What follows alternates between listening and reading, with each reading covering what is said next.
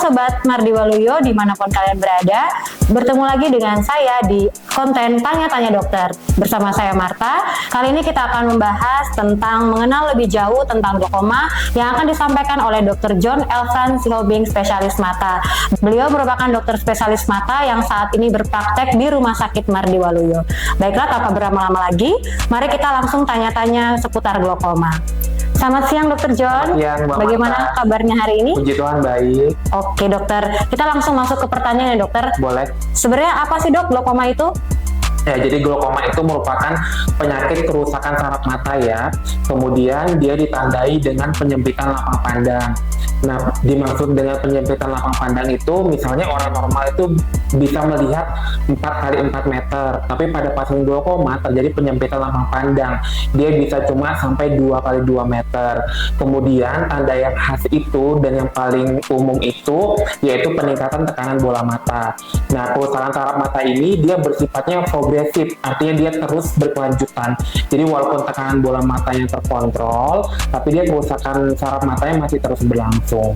Oke dokter, kalau penyebab glaukoma sendiri itu apa ya dokter? Ya, penyebab glaukoma itu seperti yang saya jelaskan tadi, penyebab utamanya itu peningkatan tekanan bola mata.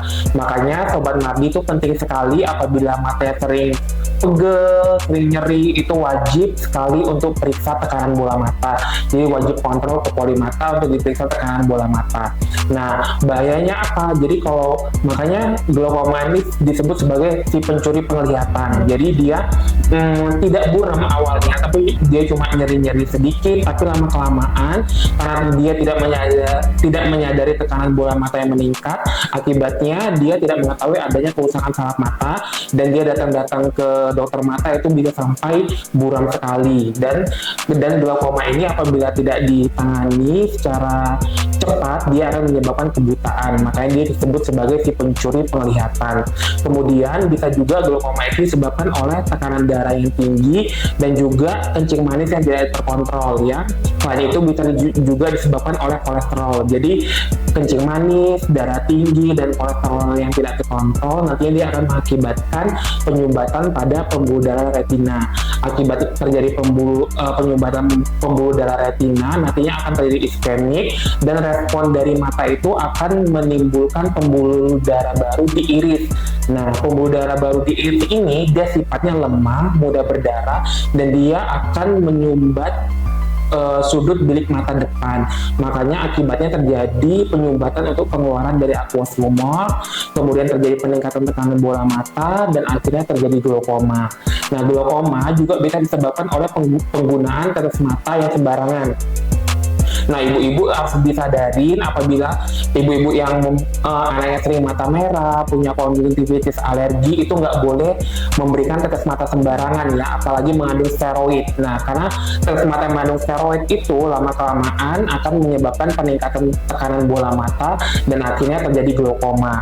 Kemudian glaukoma juga bisa disebabkan karena habis kecelakaan, misalnya kepalanya terbentur, terus bola matanya terbentur, akibatnya terjadi robekan dari iris, dan nantinya akan terjadi penyumbatan dari sudut bilik mata depan, akhirnya terjadi glaukoma. Itu ya. Baik dokter, untuk sebagai langkah pencegahan agar tidak terjadi glaukoma bagaimana ya dokter? Ya tadi, karena faktor risiko utamanya itu peningkatan tekanan bola mata, makanya Sobat Mardi apabila matanya sering nyeri, sering pegel, itu wajib untuk periksakan tekanan bola matanya ya. Karena kalau tekanan bola matanya tinggi terus, akibatnya terjadi kerusakan saraf mata dan terjadi glaukoma. Jadi pencegahan pertama itu harus rajin screening dan kontrol ke poli mata ya.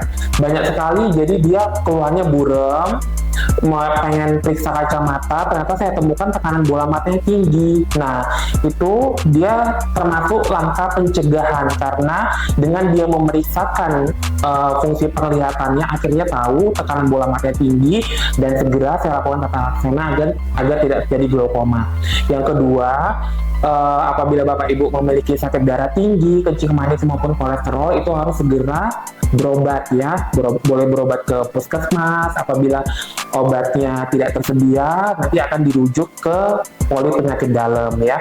Kemudian tadi yang ketiga, apabila matanya sering merah, jangan sering menggunakan tetes mata sembarangan, apalagi yang mengandung steroid ya, karena akhirnya akan terjadi peningkatan tekanan bola mata dan akhirnya terjadi glaukoma. Oke dokter, berarti untuk pasien yang punya diabetes, kolesterol tinggi itu harus kontrol rutin ya dokter, dan tidak boleh memakai obat tetes sembarangan. Oke, untuk pertanyaan berikutnya dokter, jika sudah terkena glaukoma, apakah bisa sembuh ya dok? Dan bagaimana cara mengobatinya? Ya, jadi yang tadi seperti saya jelaskan ya, Sobat Mardi, glaukoma itu dia penyakit saraf mata yang progresif ya. Jadi walaupun tekanan bola matanya sudah terkontrol, tapi kerusakan saraf matanya terus berlanjut ya. Jadi glaukoma itu seperti penyakit darah tinggi dan kencing manis, dia harus pengobatan seumur hidup ya. Terus bagaimana tata laksananya? Jadi harus diperiksa dulu. Biasanya saya periksa dulu, saya tentukan dia glaukomanya primer atau sekunder ya.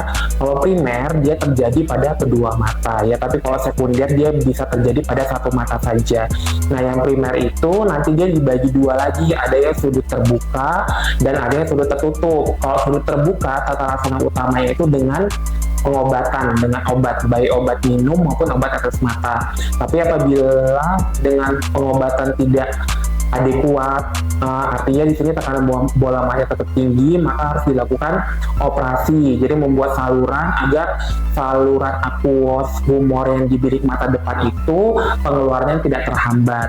Nah yang kedua, glaukoma primer karena sudut tertutup, itu tata laksana utamanya bukan obat tapi dengan laser. Laser itu untuk membuat lubang pada iris. Iris itu bagian hitam pada mata ya, jadi dibuat lubang, akibatnya cairan yang di bilik mata belakang itu dapat keluar ke bilik mata depan, nantinya akan dikeluarkan ke sudut bilik mata depan ya. Dan apabila dia ada kataraknya pada sudut tertutup, itu wajib untuk dioperasi kataraknya, karena dengan dioperasi kataraknya sudut bilik mata depannya akan terbuka.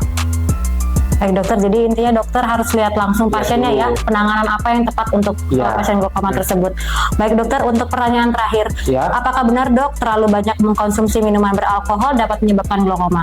Ya, terima kasih untuk pertanyaannya. Jadi ini sudah ada jurnalnya ya Sobat Mardi ya. Jadi alkohol itu bisa menyebabkan yang namanya peningkatan tekanan intraokuler ya, dan dia bisa menyebabkan open angle glaukoma atau glaukoma sudut terbuka ataupun ocular hypertension. Jadi itu sudah ada jurnalnya, sudah terbukti bahwa penggunaan minuman alkohol yang berlebihan bisa menyebabkan peningkatan tekanan bola mata atau ocular hypertension dan juga glaukoma sudut terbuka. Jadi buat Sobat Mardi yang apabila masih sering minum alkohol, segera berhenti agar tidak terjadi glaukoma. Baik dokter, jadi buat Sobat Mardi ini yang masih konsumsi alkohol boleh berhenti ya, biar bisa menjaga kesehatan matanya ya dokter ya. Benar sekali. Baik Sobat Mardi, jika kalian memiliki gejala atau keluhan seperti yang dijelaskan oleh Dr. John tadi, bisa segera memeriksakan langsung ke ahlinya di Rumah Sakit Mardi Waluyo, tersedia klinik mata yang dilayani oleh Dr. John Elvarans Hombing spesialis mata setiap hari Senin sampai dengan Sabtu pukul 8 sampai dengan 2 siang. Baik, terima kasih Dr. John untuk meluangkan waktunya di Tanya-Tanya Dokter. Sehat-sehat ya dokter, selamat melayani ya dok. Sampai jumpa Sobat Mardi.